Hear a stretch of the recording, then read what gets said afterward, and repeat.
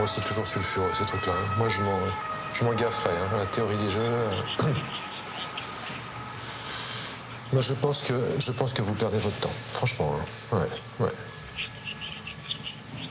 Ouais, j'incite à la prudence là-dessus, hein, parce que je vois très bien ce genre de...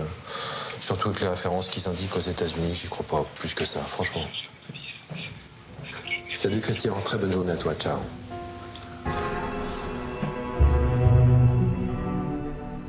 Le renseignement a en France une connotation un peu péjorative lorsqu'il s'agit du monde des affaires.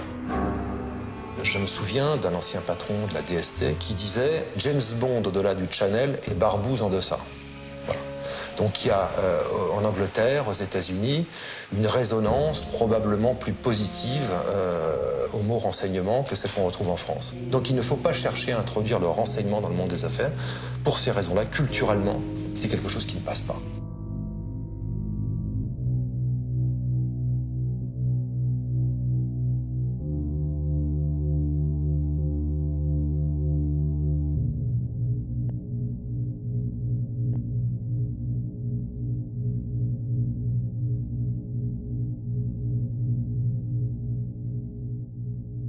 L'intelligence économique, si on dit que ça n'est pas le renseignement, hein, ça suppose qu'on est à la fois un corps de doctrine, de méthode, une charte éthique, etc., des moyens techniques, des moyens humains, des neurones hein, à injecter dans ce processus. Donc ça suppose d'avoir effectivement des gens qu'on recrute hein, dans les grandes écoles, le plus souvent les écoles d'ingénieurs, des business schools, des grandes formations universitaires, que l'on forme à nos métiers.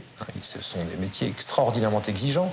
Ça suppose, par exemple, de parler plusieurs langues, ça suppose de maîtriser des langues qu'on dit rares. Point 2, ça suppose de mettre en place des outils, notamment des logiciels. Il y a tout ce qu'on appelle le data mining, c'est-à-dire le logiciel qui vient en renfort de l'homme qui a face à un océan de données numériques. Et donc il nous faut parfois disposer de nos propres moyens d'indexation de l'information.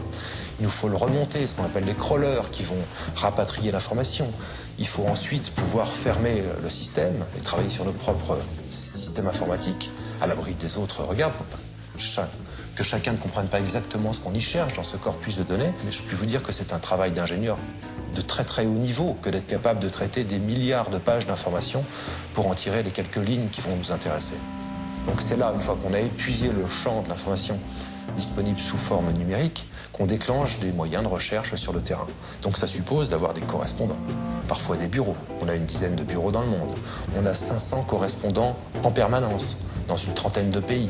Et ces gens-là sont ce qu'on appelle des gatekeepers, c'est-à-dire qu'à chaque fois qu'une question plus particulière se pose à nous, c'est eux qui vont nous indiquer dans le pays quelles sont les sources, les ressources humaines, hein, encore une fois, qui peuvent nous renseigner ou compléter l'information qu'on a déjà... Voilà. Et quand on a fini de croiser ces informations d'origine numérique d'une part, de terrain d'autre part, on arrive à une analyse qu'on veut stratégique et qui s'appelle l'intelligence économique. Donc tout ça a naturellement un coût. L'intelligence économique, ça n'est pas de la documentation, c'est de l'information à haute valeur ajoutée. Donc ça suppose d'être capable de mettre en place des équipes pluridisciplinaires, avec des linguistes, des financiers, des spécialistes de la recherche d'informations, etc. Et ce prix, il est payé par le client, et le client, c'est le plus souvent des très grands groupes multinationaux, en l'occurrence, pour les clients de la DIT, toujours des groupes français.